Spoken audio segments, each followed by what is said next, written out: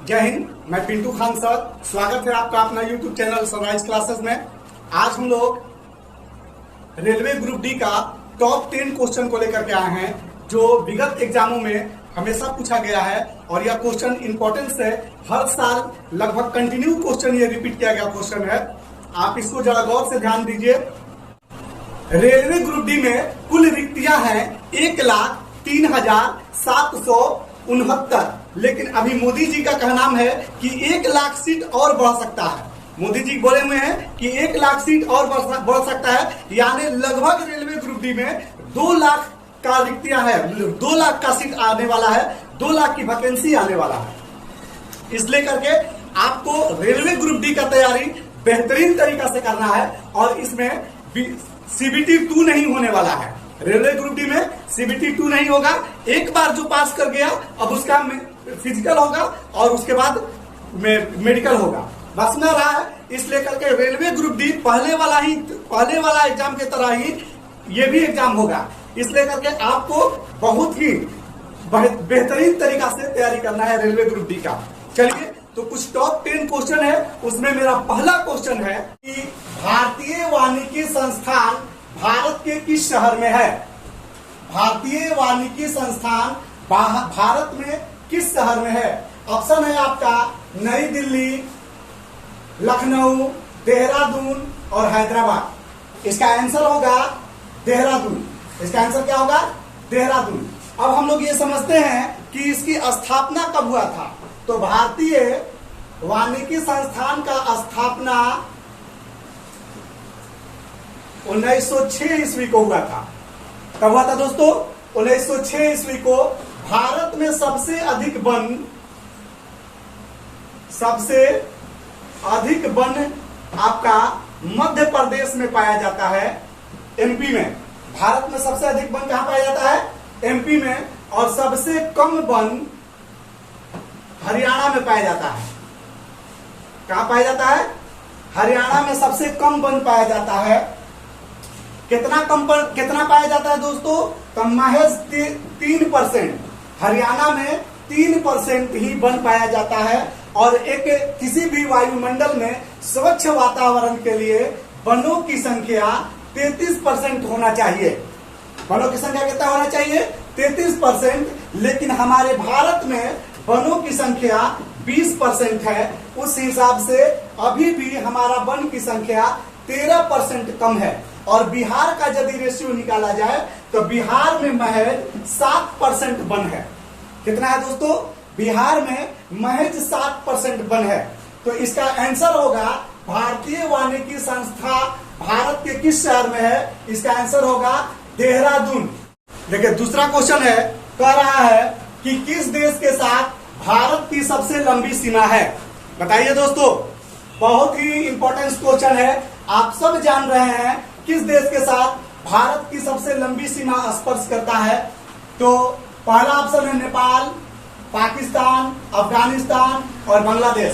कौन होगा? तो आपको ये पहले जानकारी लेना होगा कि भारत के साथ कितने देशों का सीमा स्पर्श करती है। तो एक ट्रिक हम आपको बताए थे पहले कि उस ट्रिक को याद रखना है। बचपन में MBA किया, देखिए, जैसे B ये होगा Bangladesh, C China, P Pakistan, N Nepal, M Myanmar, BH Bhutan और A से अफगानिस्तान। इतना देश से हमारे देश का सीमा स्पर्श करता है। अब हम लोग को जानकारी रखना है कि किस देश से सीमा कितना स्पर्श करता है। तो सबसे कम और सबसे ज्यादा हम लोग को जानकारी रखना है। बहुत ऐसे तो सब जानकारी रखना बेहतर है, लेकिन सबसे कम या तो पूछता है या तो सबसे ज्यादा पूछता है। तो सबसे कम और सबसे ज्यादा हम लोग को जानकारी रख लेना होगा। सबसे कम जो होता है 106 किलोमीटर, ये अफगानिस्तान से टच करता है। किससे टच करता है? सबसे कम जो है वो 106 किलोमीटर अफगानिस्तान से टच करता है और सबसे अधिक 4096 किलोमीटर बांग्लादेश से टच करता है। तो ये सबसे अधिक हो गया, और ये सबसे कम हो गया।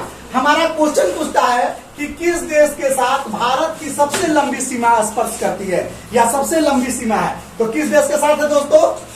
ऑप्शन नंबर डी, यानी ऑप्शन 4 नंबर वाला ऑप्शन आपका सही है। ठीक है, चलिए अब हम लोग नेक्स्ट क्वेश्चन की बातें करते हैं कि विश्व का सर्वाधिक जनसंख्या वाला देश कौन है? विश्व की सर्वाधिक जनसंख्या वाला देश कौन है? बहुत ही सिंपल क्वेश्चन है, एकदम 100% सही होना चाहिए, एकदम सभी लोगों का 100% सही होना चाहिए। देखिए कहता है कि ऑप्शन में बोल रहा है भारत, मलेशिया, चीन और रूस। बताइए कि विश्व की सर्वाधिक जनसंख्या वाला देश कौन है? विश्व की सर्वाधिक जनसंख्या वाला देश चीन है दोस्तों। विश्व की सर्वाधिक जनसंख्या वाला देश चीन है, लेकिन सबसे ज्यादा क्षेत्रफल वाला देश, विश्व की सर्वाधिक क्षेत्रफल में बड़ी देश जो है वो रूस है। चीन जनसंख्या में सबसे बड़ी देश है और रूस जो है क्षेत्रफल में सबसे बड़ी देश है। हम लोग का देश भारत जो है जनसंख्या में 2 नंबर पर आता है, विश्व की जनसंख्या का 2 नंबर पर भारत आता है। चलिए अब नेक्स्ट क्वेश्चन की बात करते हैं। कहता है कि हल्दी घाटी का युद्ध कब हुआ था? हल्दी घाटी का युद्ध बहुत ही फेमस युद्ध है, ये कब हुआ था इसके बारे में बताना है। ऑप्शन की बातें करते हैं। 1764 में पहला ऑप्शन, दूसरा ऑप्शन 1776 में, तीसरा ऑप्शन 1526 में और चौथा ऑप्शन 1857 में। यहां पर 2 नंबर में मिस्टेक कर गए थे, 1576 में होगा। तो हल्दी घाटी का युद्ध कब हुआ है ये आप बताइए। देखिए हम लोग को पहले ऑप्शन पर केयर करना है। पहला ऑप्शन जो है ये 1764 में है, दूसरा ऑप्शन 1576, तीसरा ऑप्शन 1526 और चौथा ऑप्शन 1857। ये 1857 जो है आपको पता है कि भारतीय स्वतंत्रता की पहला आंदोलन जो हुआ था वो 1857 ईस्वी में हुआ था, जिसे सिपाही विद्रोह के नाम से भी हम लोग जानते हैं। 1857 की क्रांति को सिपाही विद्रोह के क्रांति के नाम से भी हम लोग जानते हैं। तो ये तो पहला, ये 1857 में है और उस समय तो ये हुआ था नहीं, इसलिए करके ये क्या हो गया, खत्म हो गया। इसको हम लोग सिपाही विद्रोह या 1857 की क्रांति के नाम से जानते हैं। 1556 जो है ये पानीपत की प्रथम युद्ध हुआ था। 1526 में पानीपत का प्रथम युद्ध हुआ था। इसी में तोप का प्रयोग हुआ था। किसका प्रयोग हुआ था? तोप का प्रयोग जो हुआ था पानीपत के प्रथम युद्ध में हुआ था। याद रखिएगा, ये भी एक इतिहास है, ये भी एक साक्ष्य है कि 1526 ईस्वी में भारत में पहला जो हुआ था तोप का उपयोग हुआ था, जो पानीपत के प्रथम युद्ध में हुआ था। और 1576 में जो हुआ था ये हल्दी घाटी का युद्ध हुआ था। कब हुआ था दोस्तों? 1576 में हल्दी घाटी का युद्ध हुआ था। ये डेट है 18 जून 1576 ईस्वी को। इसमें हुआ था अकबर और महाराणा प्रताप के बीच, अकबर और महाराणा प्रताप के बीच हुआ था। और इसी युद्ध को हम लोग हल्दी घाटी का युद्ध भी कहते हैं। ये कब हुआ था? 1576 ईस्वी में। चलिए अब हम लोग नेक्स्ट क्वेश्चन की बातें करते हैं। देखिए कहता है भारत है, ऑप्शन आपके सामने है, राज्यों का संघ, देशों का संघ, महादेशों का संघ और इनमें से नहीं। ये बहुत ही सिंपल क्वेश्चन है, ये संविधान की भाषा है। भारत है किसकी संघ है? तो भारत राज्यों का संघ है दोस्तों। भारत क्या है? राज्यों का संघ है, देशों का संघ नहीं है और ना महादेशों का संघ है। और इनमें से कोई नहीं, ऑप्शन ये आपका ऐसे ही गलत है। भारत जो है ये राज्यों का संघ है, ये संविधान की भाषा है। चलिए अब हम लोग नेक्स्ट क्वेश्चन की बातें करते हैं। नेक्स्ट क्वेश्चन है दोस्तों, कहता है सारे जहां से अच्छा हिंदुस्तान हमारा, किसने लिखा है? बहुत ही इंपॉर्टेंट क्वेश्चन है, हमेशा ये आपको मिलता रहता है इस टाइप का क्वेश्चन। बताइए, ऑप्शन आपके सामने है। ऑप्शन नंबर 1 में कह रहा है मोहम्मद अली, ऑप्शन नंबर 2 में मुंशी प्रेमचंद, ऑप्शन नंबर 3 महात्मा गांधी और ऑप्शन नंबर 4 मोहम्मद अली। ये आपको कमेंट्स बुक में बताना है लिख करके कि इसका आंसर क्या होगा। मैं इंतजार करूंगा और नेक्स्ट वीडियो में आपको इसका आंसर बताऊंगा। क्योंकि बहुत ही आसान ये क्वेश्चन है, आपको कमेंट्स करके बताना है कि ये किसका लिखा हुआ है। 4 ऑप्शन आपके पास है। चलिए अब कल मिलते हैं। जय हिंद।